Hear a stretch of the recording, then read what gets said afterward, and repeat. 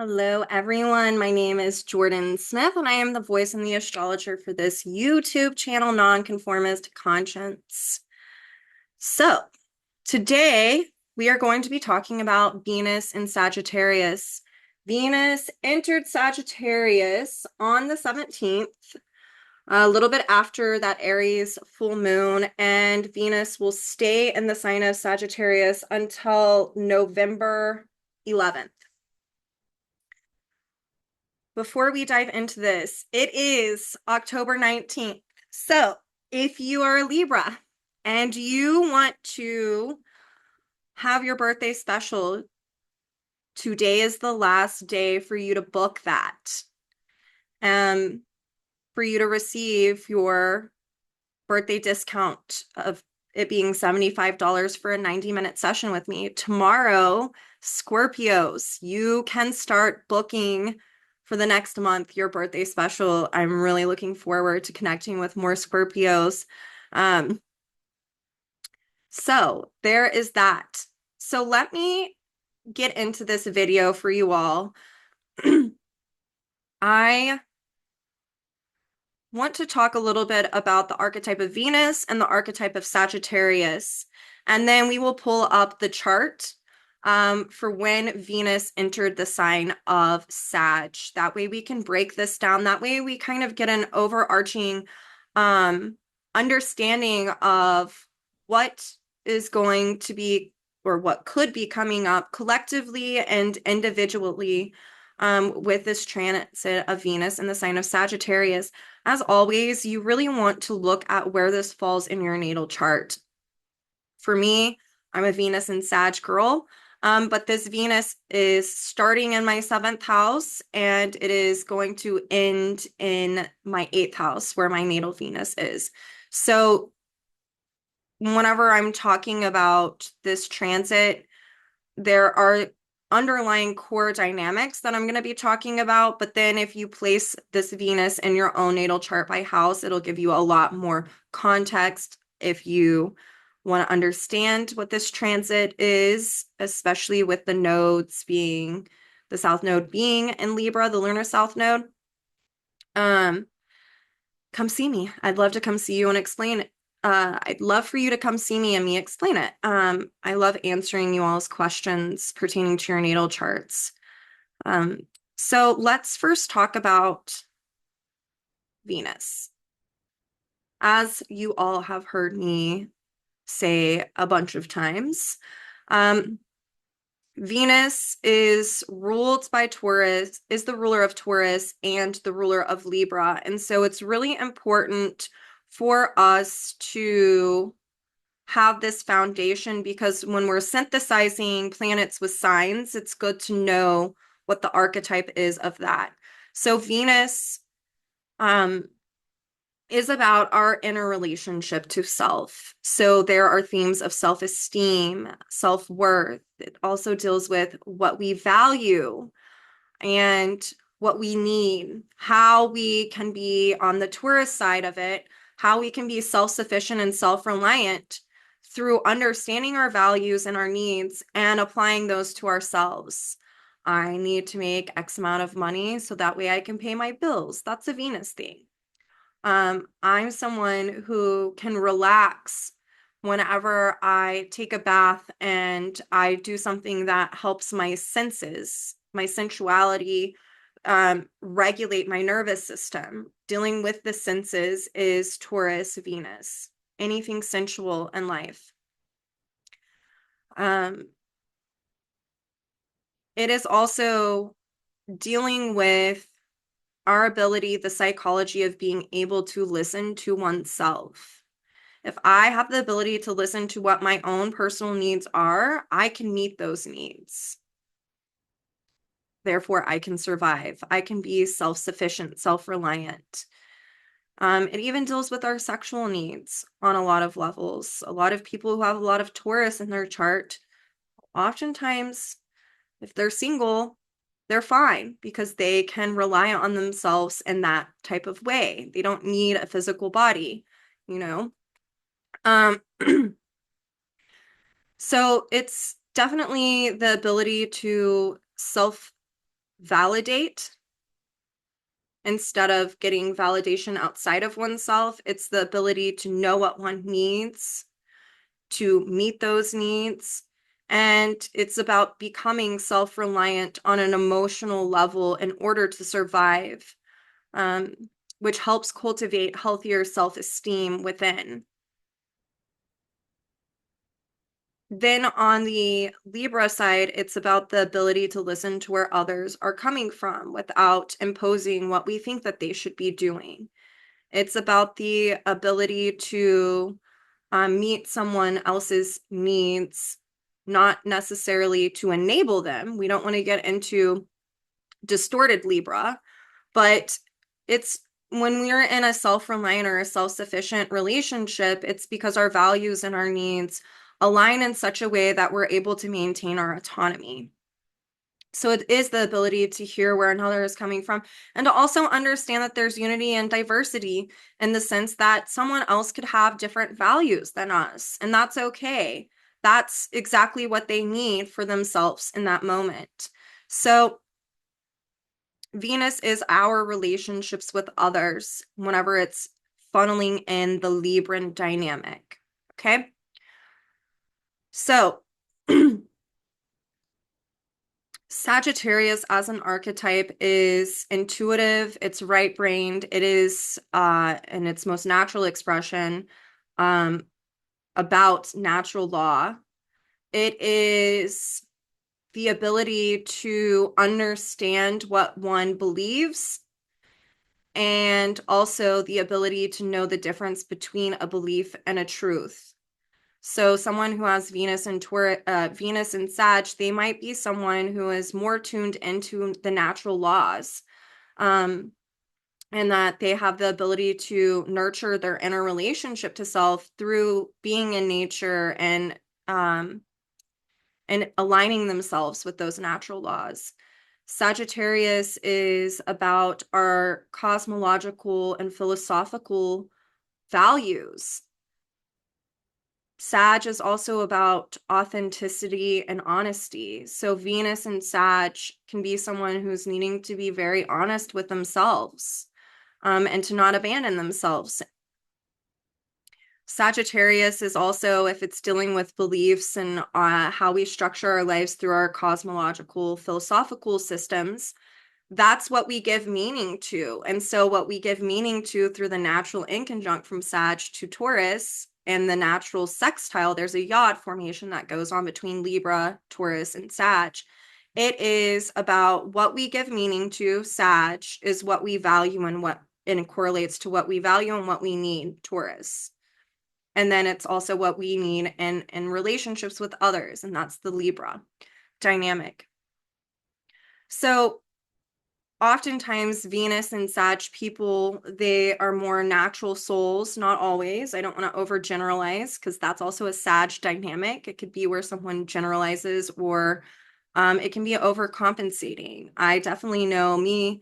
At some point, I started overcompensating and to really appear and take on the values of others, and I wasn't aligning with my own authenticity at one point in time. So that can happen with a Venus and Sag in a natal chart, but it can also be someone who is highly attuned and sensitive to the natural laws. I can speak for myself. When I was little, I definitely hung out in nature and would much rather commune with my animals than humans.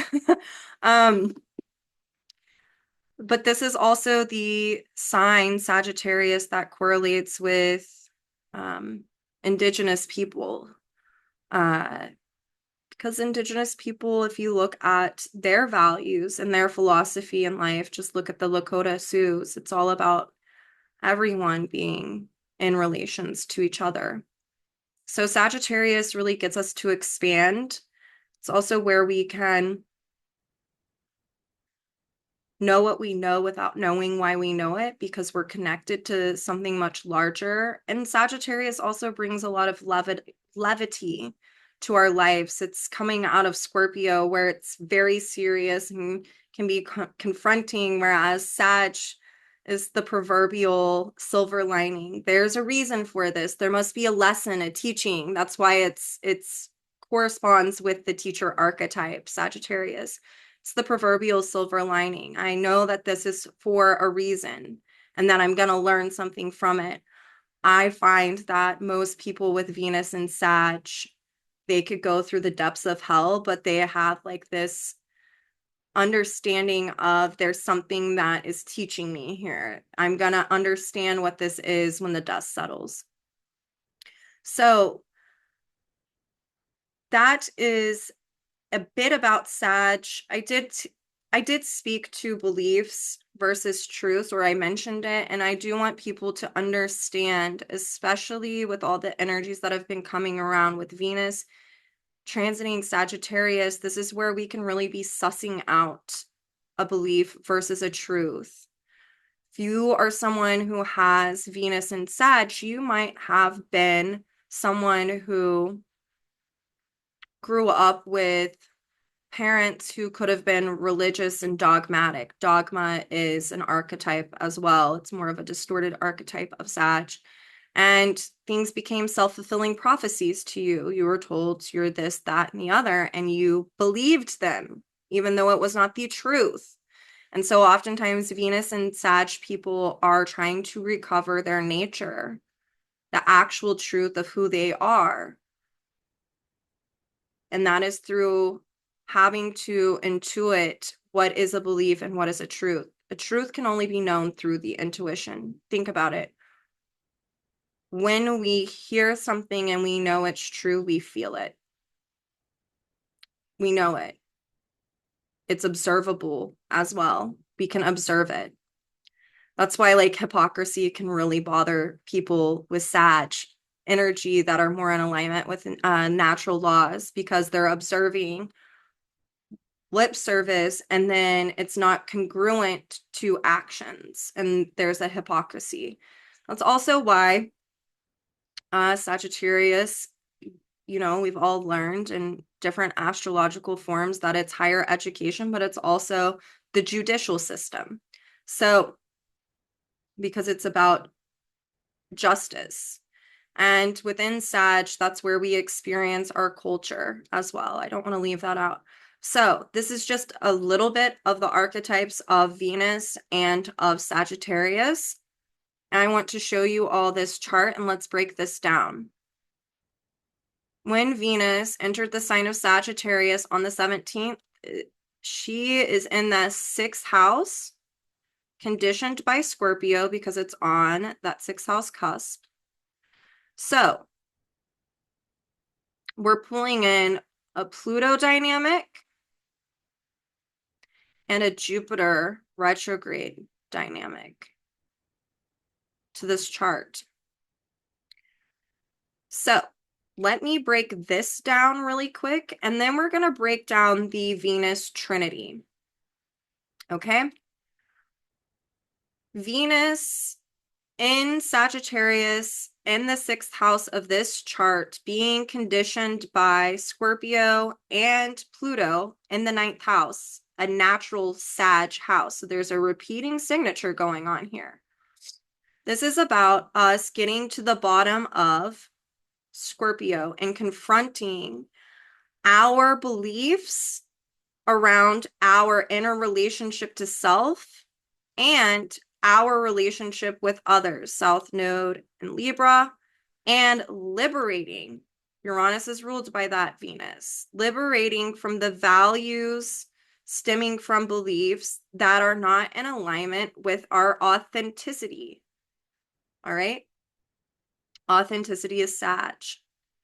As we do this, this helps us to metamorphose Scorpio through getting to the bottom of Pluto in the 9th house, our personal truths, as a way to dissolve the past structures within our consciousness and to have the metamorphosis of restructuring our consciousness through our authenticity, through self-improving through our authenticity.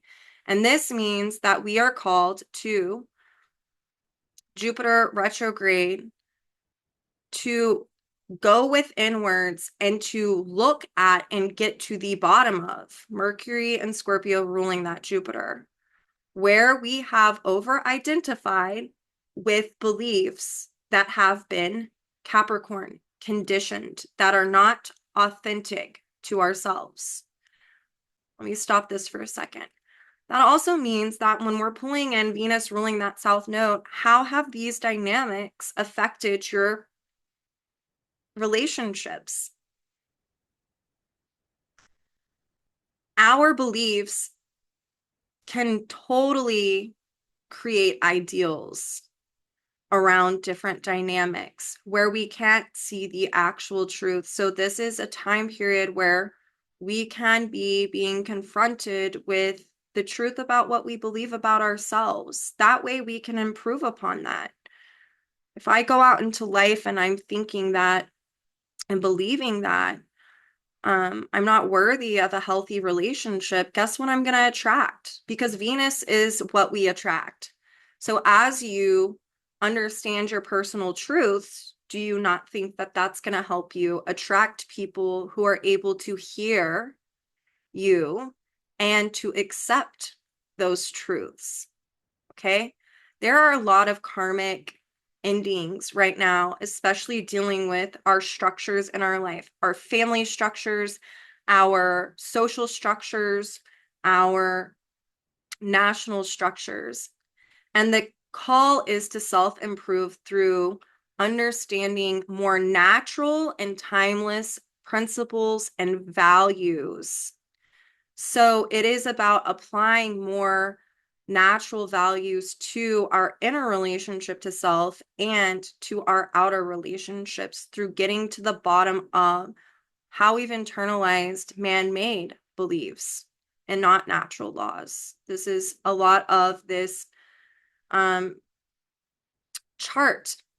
So if you have been taught and learned that a healthy relationship or an ideal relationship is where you all do everything together, or you this, that, and the other.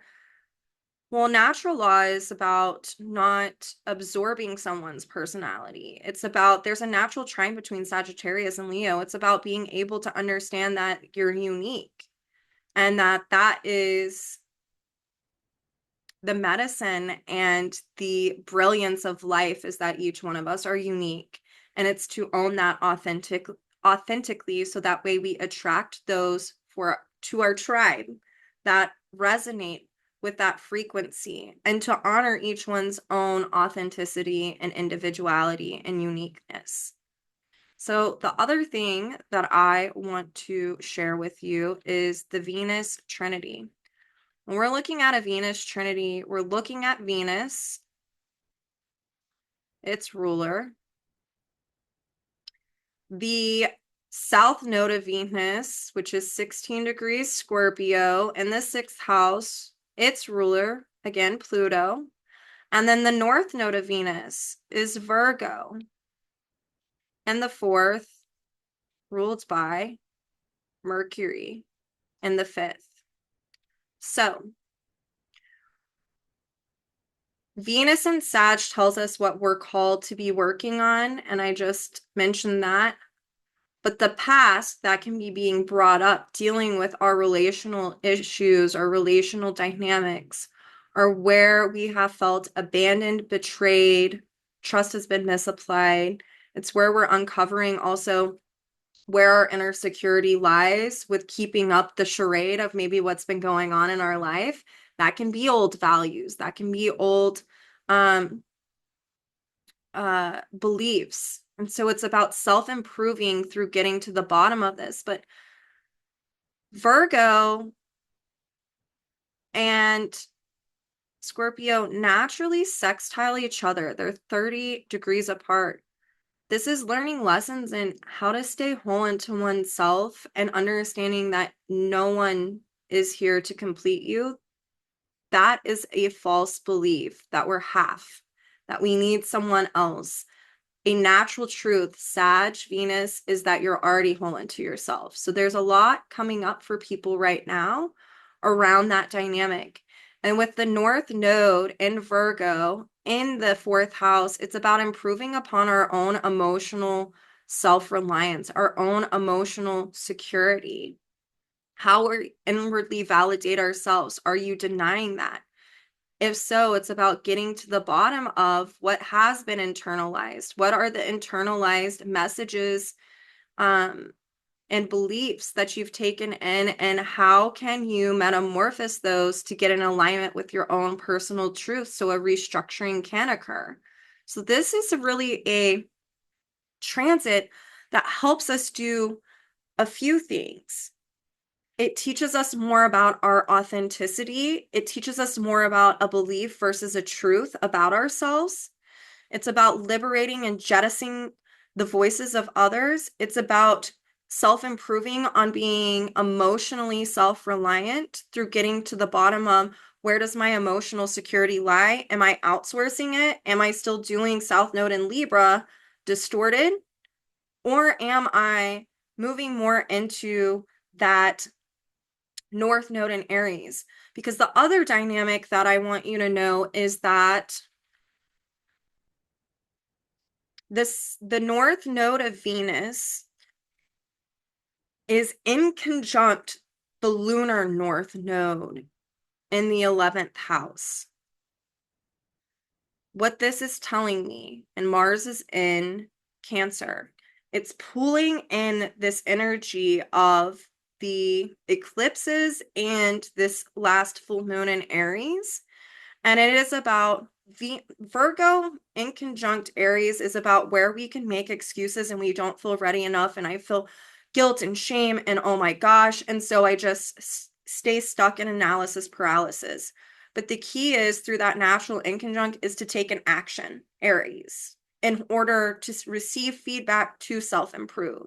So it's about liberating from inaction to understand our unique and intrinsic emotional nature, and self-improving upon Mars. If you watched my video over the Aries full moon, Mars, our emotional patterns and how they have affected our inner relationship to self and our inner security. So this is a transit, Venus through Sag, that the way through all of this piggybacking off of the eclipse and the full moon in Aries, is if we're meant to create and cultivate new emotional patterns of awareness and to liberate from internalized guilt, shame, judgment, internalized voices of others, internalized beliefs, then the way through is to self-improve on our inner relationship, Venus, through understanding our emotional habituations, Virgo in the fourth, North Node of Venus in the fourth in Virgo, through getting to the bottom of what exactly those internalized messages are, Mercury and Scorpio ruling that, and Venus in Sag, and Mercury's ruler Pluto in the ninth, so it's pulling in a repeating signature of Sag, is to self-improve through purging old beliefs and understanding and going within and knowing our truth. I just had a dynamic to explain this a little bit further. When we're dealing with people whose consciousness isn't maybe as developed or expanded as ours, that's one of her, or maybe it is, but they are more in the realm of codependency, and so their value is resting upon how you view them or what they can do for you, because they don't know how to have healthy self-esteem. There can be a lot of projections thrown at one who is being authentic. The key is to not be victimized by it. It just is what it is. Like, it's doesn't mean you have to deal with it. It just is what it is. But I had something interesting happen recently where I was trying to talk to a person to let them know that I love them. And there was a traumatic event that happened, and because of the dynamics of the past,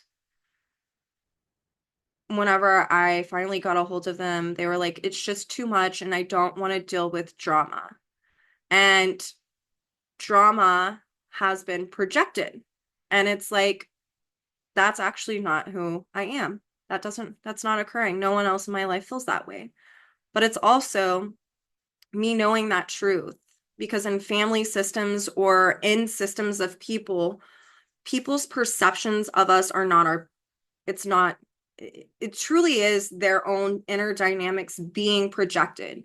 When you have the courage, Aries, to be Sag, authentic, oftentimes there will be a lot of projections that happen. And all you can do is be sincere, which is a Sag quality. Be sincere in your truth and not take it personal. Doesn't mean that that doesn't upset you, right? It always is a bit upsetting to be misunderstood. That is why Sagittarius is correlated to alienation, by the way. A lot of people with Venus and Sag have, or if they have a lot in their ninth house, or a really prominent Jupiter, these are souls who can feel very misunderstood and alienated for being themselves, for being authentic, because it's challenging other people who aren't able to do that, who maybe avoid understanding their truths or this, that, and the other. So there can even be lessons around this transit, around not taking that personal. And that doesn't mean that you South Node, lunar South Node in Libra, go back to abandoning yourself. This is about improving upon just being sincere and authentic. And as you do that, it helps to inwardly nurture your inner relationship to self on an emotional level, the North Node of Venus in the fourth house, through getting to the bottom of that the voices of others, the beliefs, the projections, the messages, the words of others. And then it helps to liberate from that when one can nurture oneself through knowing their inner truth, through emotionally validating themselves. That's not who I am. That's your perception of me. I've taken a look at this, but the truth is that whenever it comes to other people, this isn't happening. So it's just about really having self-love and self-respect through knowing your truth. And as we do that, a metamorphosis can happen if there's been self-esteem issues, or if you've been getting your value from others for what you can do for them, from the feedback that they give you. If it's positive, if it's negative, it can be like, oh my gosh, how do I fix this? How do I prove myself to you? No, we're not doing that with this transit. We are being authentic to ourselves, and we are healing ourselves through being authentic. This is not a time to self-abandon. This is a time to just be sincere and honest and to live your life authentically right now. And whatever it is that you're attracted to on a cosmological, philosophical level, that can be where you understand your values. For me personally, it's been evolutionary astrology, because it's like, oh, life makes sense to me, and this is in alignment with my authenticity. This feels true to me. It is true to me. And I'm rooted in like giving, sharing, and inclusion, and I'm not exclusionary. And the things that it stands for is what I am attracted to, right? So that could be something else out there that you're attracted to that helps you nurture your inner relationship to self, and it validates through you just taking that action to understand and expand upon that, what feels authentic to you. It helps to recover your actual nature, which a lot of us are doing. We live in a man-made, human-made social structure all over the world, and it is not in alignment with natural law. Natural law is giving, sharing, inclusion. Man-made, human-made law is exclusionary. It's elitism. It's classism. That does not, you think animals and plants are thinking about any of that? No, they're not, because they know it's BS. Humans at one point in time, and our indigenous brothers and sisters do know this. It is all equal. And so this is a time on a collective level that we are meant to improve upon the social values in order for a new social structure to start to emerge. Now, is that going to happen anytime soon? No. we're going to get another transit of Venus and Sagittarius in a year from now. And we're going to be needing to work on this some more and revealing more of the layers of the onion. But right now, this is about also getting to the bottom of the truth of situations that have affected our emotional security. And then it's about taking Capricorn, Pluto and Capricorn responsibility for figuring out how to live your life authentically as a way to heal. So this is this transit. Again, Libras, you have today to book. Tomorrow at 12 a.m. here, Central Standard Time, the birthday special turns into Scorpio, and I can't wait. I just love doing this. It gives me, I just learned so much about, I get to expand upon the archetypes every time I'm around each one of you, because you could have a chart that looks exactly like someone else's, but guess what? It's going to manifest differently, and there's something really special and beautiful about having that reflected to me and helping someone out in an authentic way that is tailor-made for them and not generalized for everyone. So I look forward to Scorpios. I look forward to the Libras that have been booked. Some of you guys have booked into November, so I'm excited about that. I love you all. I hope that this video helps you, and I will be back, Monday, I believe, or Tuesday to give you your weekly forecast, and I will see you all then. Have a beautiful weekend.